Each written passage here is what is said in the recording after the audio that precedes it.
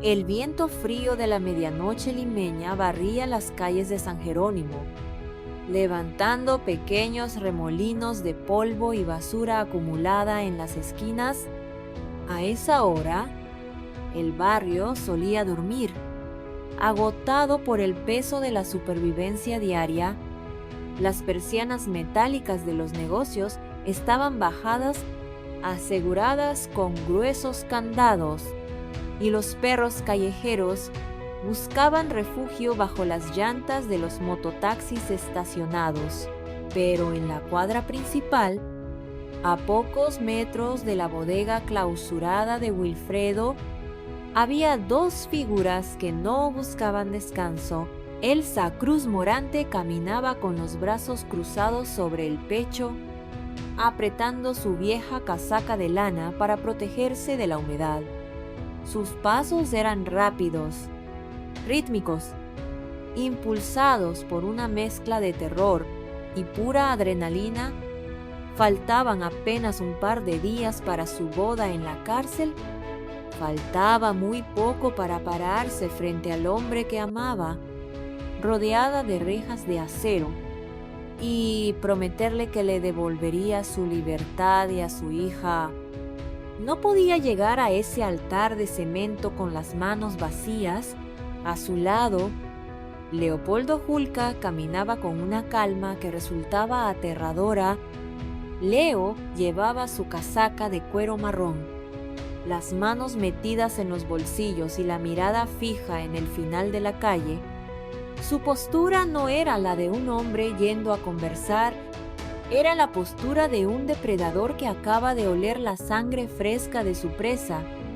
Había sobrevivido a los barrios más violentos de Albuquerque, había visto morir a su mejor amigo cayendo desde un séptimo piso, y no estaba dispuesto a dejar que un cobarde de San Jerónimo destruyera a su familia. Llegaron frente a la fachada de El Buen Sabor, el restaurante de Chito. El local estaba oscuro por fuera. La inmensa persiana de metal corrugado estaba bajada, pero no del todo. Quedaba un espacio de medio metro entre el borde de la persiana y el suelo de la vereda, una rendija por la que se filtraba una tenue luz amarilla amarillenta, acompañada por el sonido de una radio sintonizada a bajo volumen en una emisora de cumbia antigua, y el tintineo inconfundible de monedas chocando contra la madera. Tito estaba adentro, haciendo el cuadre de caja de la noche. Elsa miró a Leo. El miedo le humedeció las palmas de las manos. Soraya, la trabajadora que Leo había logrado contactar en secreto horas antes, les había dado la llave de la verdad. Les había confirmado que Tito y la difunta Edith eran amantes, que la relación era un infierno de gritos y golpes a puerta cerrada, que Tito no era un simple testigo del escándalo en la calle, sino un maltratador que tenía motivos de sobra para querer silenciar a la madre de Kathy. Si la policía no nos va a hacer caso porque la muchacha no quiere testificar, susurró Elsa, con la voz temblorosa pero firme, entonces lo obligamos a confesar nosotros mismos. Leo asintió con un movimiento seco de la cabeza, sacó las manos de los bolsillos, se agachó, metió los dedos gruesos y callosos por debajo del borde de la persiana metálica y con un solo tirón brutal levantó la pesada cortina de acero. El estruendo del metal enrollándose sobre su propio eje rompió el silencio de la madrugada como una explosión dentro del local.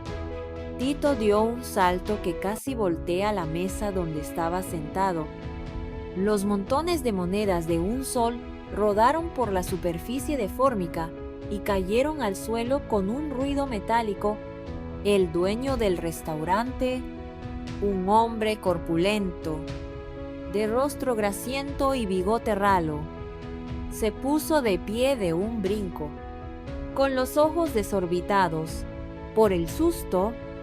Creyendo que lo estaban asaltando, Leo y Elsa pasaron por debajo del umbral y entraron al salón, que apestaba a aceite frito quemado y a desinfectante barato de pino. Leo no dijo buenas noches.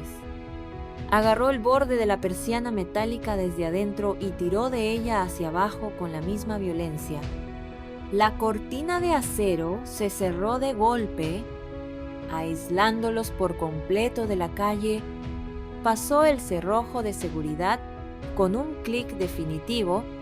Estaban encerrados, los tres. ¿Qué diablos les pasa a ustedes?, gritó Tito, recuperando el aliento, con el rostro enrojecido por la furia y el susto. Casi me matan del corazón. Maldita sea. El local está cerrado. Lárguense de mi negocio antes de que llame a la policía por allanamiento. Elsa dio un paso al frente. La mujer de barrio, la madre que cocinaba para todos, desapareció. Llama a la policía. Tito lo desafió Elsa, con una frialdad que heló la temperatura del salón. Llámala ahorita mismo. Nos harías un favor inmenso. Así me ahorro el viaje a la comisaría para contarles lo que hacías con Edith a puerta cerrada cuando tu esposa no estaba. El color abandonó la cara de Tito en un segundo. La bravuconería del dueño del local se esfumó, reemplazada por un pánico repentino y visceral. Sus ojos pequeños y oscuros saltaron de Elsa a Leo, buscando una salida que no existía. Tragó saliva ruidosamente. Yo no sé de qué estupideces me estás hablando. Elsa, la falta de tu marido te está afectando el cerebro. Yo a esa mujer apenas le decía buenos días cuando pasaba por la vereda. Leo caminó hacia él, esquivando las sillas de plástico apiladas sobre las mesas. Sus botas aplastaron un par de monedas sueltas en el piso. Apenas le decías buenos días, repitió Leo. Su voz era plana, grave, sin un solo matiz de emoción. ¡Qué raro! Porque hace un par de horas conversé largo y tendido con Soraya. Tú me serás una chica muy observadora. Tito nos contó con lujo de detalles cómo te encerrabas en la oficina del fondo con Edith, cómo la agarrabas de los pelos, cómo ella te gritaba que se iba a largar y tú le cruzabas la cara de una cachetada para callarla. Tito retrocedió un paso, chocando contra la vitrina de los postres. El sudor empezó a perlarle la frente brillante. Esa mocosa es una chismosa de porquería, una resentida porque no le quise aumentar el sueldo, gritó Tito, levantando las manos, sudando a mares. No pueden probar nada. Esa mujer, la Edith, estaba loca de remate. Lávate la maldita boca antes de hablar de la madre de mi hija, estalló Elsa. Acortó la distancia en 3 zancadas, levantó la mano derecha y le cruzó el rostro a Tito con una bofetada tan fuerte que el sonido del impacto resonó por encima de la música de la radio. El rostro de Tito se giró violentamente hacia un lado. La marca roja de los dedos de Elsa floreció en su mejilla casi al instante. El dueño del restaurante se llevó la mano a la cara, atónito. El ego herido del maltratador despertó a la bestia, acostumbrado a imponer respeto a base de miedo y violencia contra mujeres más débiles. Tito perdió el control. A mí no me levantas la mano en mi propio local, perra. Tito rugió, bajando la mano hacia el mostrador de acero inoxidable que tenía a su espalda. Sus dedos gruesos se cerraron alrededor del mango negro de un cuchillo de cocina largo y afilado. usado para cortar la carne del menú. Lo levantó en el aire, apuntando la hoja oxidada directamente hacia el pecho de Elsa. Elsa ahogó un grito y dio un paso atrás, tropezando con una pata de aluminio de la mesa, pero antes de que Tito pudiera siquiera tensar el brazo para intentar un corte, el aire del salón fue cortado por una sombra marrón. Leo Yuca no gritó, no advirtió. Actuó con la velocidad letal de un hombre que se ha peleado por su vida en los basureros de la frontera. Leo se lanzó hacia adelante, esquivando la trayectoria del cuchillo con un leve movimiento de torso. Agarró la muñeca derecha de Tito con su mano izquierda, aplicando una presión brutal sobre el nervio. Con la mano derecha libre, Leo golpeó el codo de Tito hacia arriba, doblando la articulación en un ángulo antinatural. El hueso emitió un chasquido sordo. Tito soltó un alarido de agonía pura. El cuchillo de cocina cayó de sus dedos entumecidos, rebotando contra el piso de losetas con un ruido metálico y resbalando hasta perderse debajo del mostrador. Pero Leo no se detuvo ahí. Usando el propio peso del hombre corpulento, lo empujó hacia abajo y lo hizo estrellarse de cara contra la superficie deformica de la mesa más cercana. Los servilleteros de plástico y el frasco de ají salieron volando por los aires, estrellándose contra la pared. Leo inmovilizó a Tito contra la mesa, apoyando la rodilla con todo su peso sobre la parte baja de la espalda del dueño del restaurante y torciéndole el brazo derecho hacia atrás en una palanca dolorosísima. Tito pataleaba inútilmente en el suelo, soltando gemidos ahogados contra la mesa. Incapaz de sacarse a Leo de encima, Elsa se quedó paralizada, con la respiración entrecortada, viendo al hombre que fue su esposo convertido en una máquina de pelea perfecta y despiadada. Nunca lo había visto así. El Leo del pasado era un cobarde que huía de las responsabilidades. El Leo que tenía enfrente era un escudo humano, una fuerza de la naturaleza dispuesta a destrozar a cualquiera que la amenazara. Vuelves a levantarle la mano a Elsa. Vuelves a mirarla mal o a levantarle la voz. Susurró Leo. Su rostro estaba pegado a la oreja de Tito, y su voz era un siseo helado y mortal. Y te juro por la memoria de mi madre que te corto los dedos uno por uno y te los hago tragar. ¿Me escuchaste? Pedazo de basura. Sí, ya entendí. Suéltame. Me vas a romper el brazo, lloriqueó Tito, babeando sobre la fórmica. Con la nariz aplastada contra la mesa, Leo no lo soltó. Al contrario, aumentó la presión sobre la palanca del codo apenas 1 milímetro, arrancándole un nuevo grito de dolor. Te vamos a hacer unas cuantas preguntas, Tito, y cada vez que intentes mentirme, te voy a subir el brazo 1 centímetro más.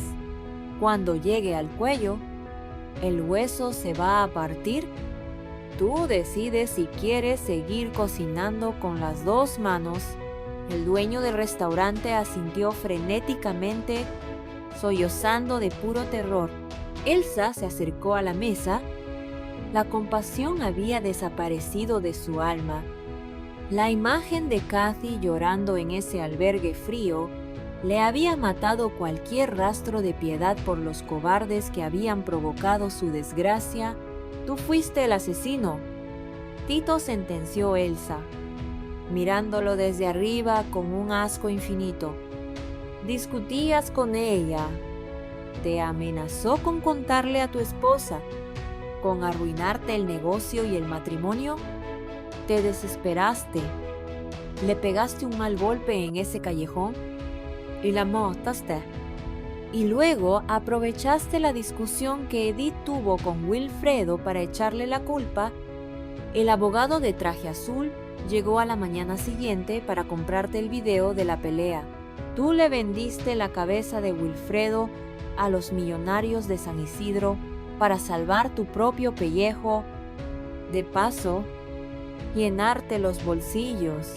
Tito abrió los ojos desmesuradamente, intentando girar la cabeza para ver a Elsa a pesar del dolor de la llave de Leo. No, por Dios san, no solo Tito. Con la voz ahogada por el pánico, escupiendo saliva sobre la mesa, yo era su amante. Sí, le pegué un par de veces porque me volvía loco con sus celos y me sacaba plata. Soy una porquería. Lo acepto, pero yo no la maté. Yo no soy un asesino. Elsa, te lo juro por mi hijo. Leo tiró del brazo hacia arriba. Mientes. Ah, no estoy mintiendo, chilló Tito, retorciéndose de dolor bajo la rodilla de Leo. Edith ya estaba muerta cuando el abogado vino a buscarme. Esa es la pura verdad. La confesión quedó flotando en el aire apestoso del restaurante. Leo detuvo la presión sobre el brazo, pero no lo soltó. Miró a Elsa. Ella frunció el ceño, intentando procesar la información. Explícate. Ahora mismo, ordenó Leo. Tito tomó una bocanada de aire temblorosa, intentando calmar los latidos desbocados de su corazón. El miedo a que le rompieran el brazo le había aflojado la lengua por completo. La mañana después de que Edith hiciera su escándalo en la puerta de la bodega de Wilfredo, yo estaba abriendo el local.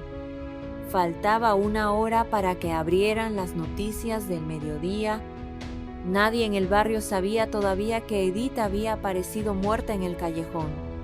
La policía ni siquiera había llegado a acordonar la zona. Elsa sintió que un escalofrío le recorría la espalda. Pero ese abogado sí lo sabía, murmuró ella, empezando a armar el rompecabezas más aterrador de su vida. Exacto, sollozó Tito, confirmando sus sospechas. El abogado de traje azul cruzó esa puerta antes de las 8 de la mañana. Me dijo que un cliente suyo había tenido un accidente fatal con una mujer en San Jerónimo la noche anterior y que necesitaban un culpable rápido para que la policía no escarbara en San Isidro. Me preguntó si mis cámaras habían grabado alguna pelea de esa mujer con algún vecino últimamente. Leo apretó los dientes. Rodrigo Aspílaga. El abogado no había ido a buscar un video al azar. Había ido a buscar un chivo expiatorio para tapar un asesinato cometido por alguien de su propio círculo de poder. Él sabía de la discusión de Wilfredo, concluyó Leo, con voz sombría.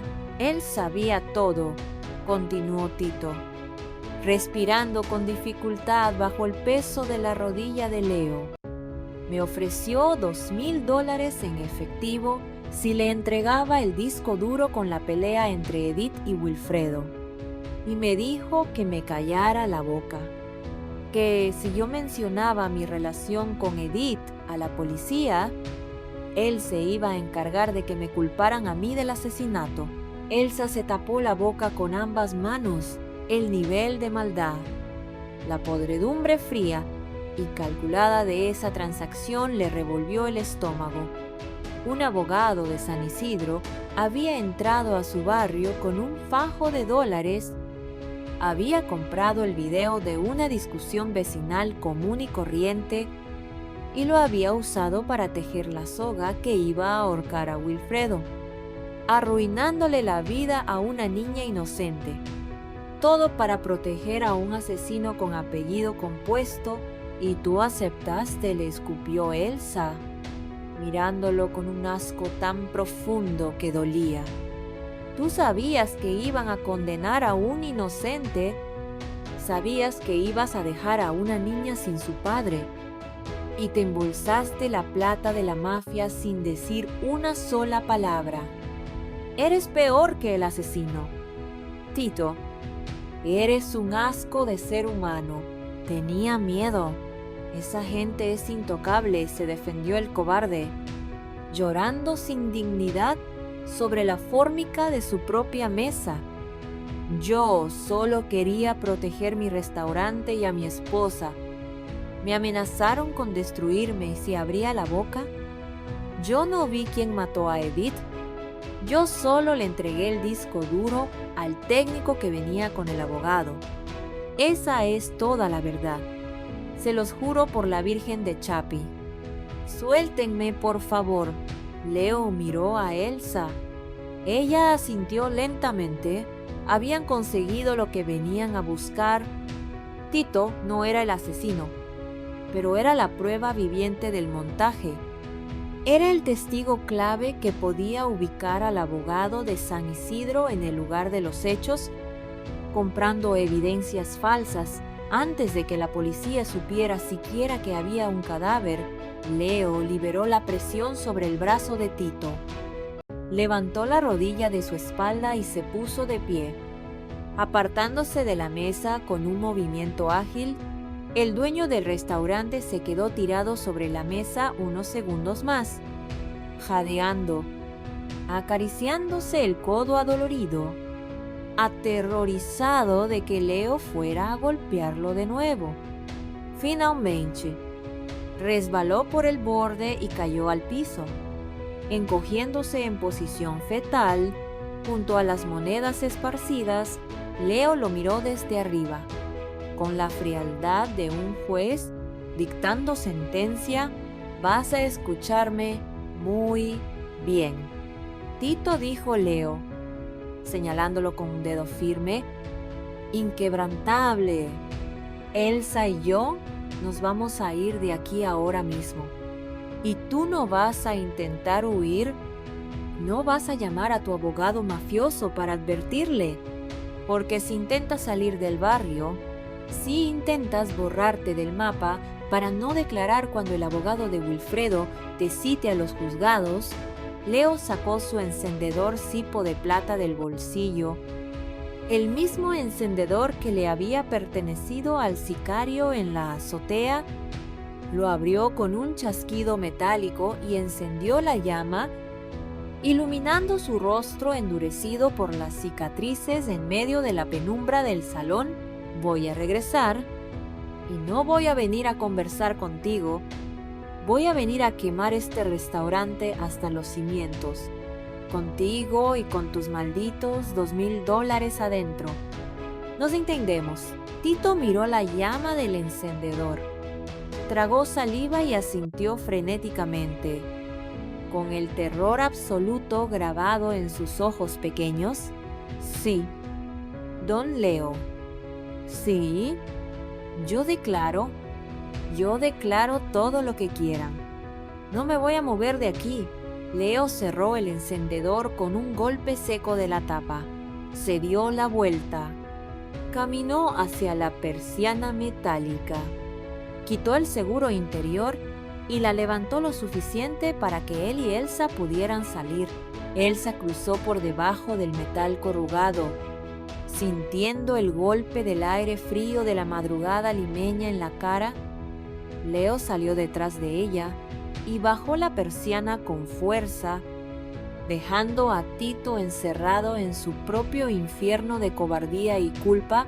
La calle principal de San Jerónimo seguía vacía, silenciosa, pero el aire ya no se sentía igual de pesado. Elsa miró a Leo. El hombre que la había abandonado hacía más de una década acababa de arriesgar su libertad peleando a puño limpio en un restaurante mugriento para conseguir la llave que abriría la celda del hombre con el que ella se iba a casar. «Lo conseguimos», Leo, susurró Elsa, con la voz temblando por la emoción, con lágrimas de alivio acumulándose en sus ojos.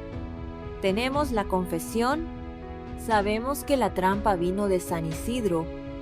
Gabriel va a poder citar a Tito al juzgado y destruir ese maldito video de seguridad. Leo asintió. Se metió las manos en los bolsillos de la casaca de cuero y soltó un suspiro largo. Expulsando la tensión de la pelea, Wilfredo va a salir libre. Elsa, te di mi palabra, afirmó Leo, mirándola con una ternura ruda, profundamente honesta. Te prometí que iba a sacar a ese hombre de la cárcel para que puedas casarte con él en paz. Y yo ya no rompo mis promesas. Elsa sintió que el corazón se le llenaba de una gratitud inmensa, abrumadora. Se acercó a él y lo abrazó con fuerza. No fue un abrazo romántico, fue el abrazo de dos sobrevivientes de guerra, de dos padres que habían recuperado el rumbo para salvar a su familia. La batalla final estaba a punto de empezar y la mafia de corbata y perfume caro de San Isidro estaba a punto de descubrir lo peligroso que podía ser acorralar a la gente de San Jerónimo cuando ya no tienen nada más que perder